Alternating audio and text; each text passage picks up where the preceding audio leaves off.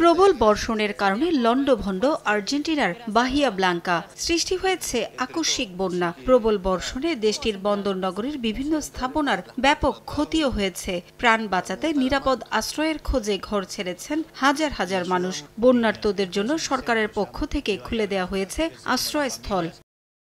হাজার হাজার মানুষ তাদের বাড়িঘর ছেড়ে সেখানে আশ্রয় নিতে বাধ্য হয়েছে। এরই মধ্যে প্রাণ হারিয়েছেন বেশ কয়েকজন। আহত হয়ে হাসপাতালে ভর্তি অসংখ্য মানুষ। যুক্তরাষ্ট্রের ক্লাব ইন্টার মায়ামিতে খেলতে ফ্লোরিডায় এখন ব্যস্ত সময় কাটাচ্ছেন লিওনেল মেসি। ওয়ার্কলোড ম্যানেজমেন্টের জন্য তাকে সবশেষ 3 ম্যাচে বিশ্রামে রাখেন কোচ হাভিয়ের মাসচেরানো। মাঠের খেলার ফাঁকেও আর্জেন্টিনার খবর নিয়মিত রাখা চাই দেশটির বিশ্বকাপ জয়ী তারকার।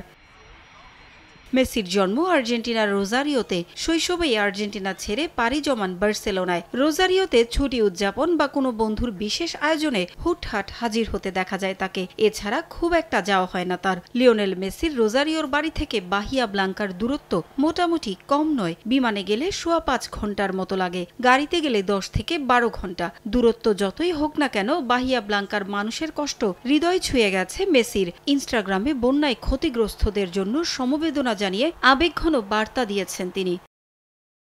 আর্জেন্টিনায় না থাকলেও তাদের কষ্টের সময় ঠিকই পাশে দাঁড়িয়েছেন মেসি।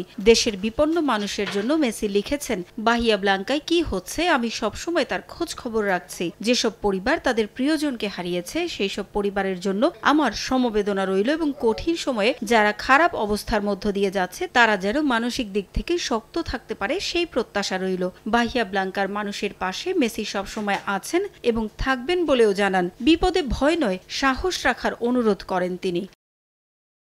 কোনো ধরনের আর্থিক সহায়তার প্রয়োজন পড়লে তা দিতে প্রস্তুত আছেন বলেও জানান আর্জেন্টিনার বিশ্বকাপ জয়ের নায়ক।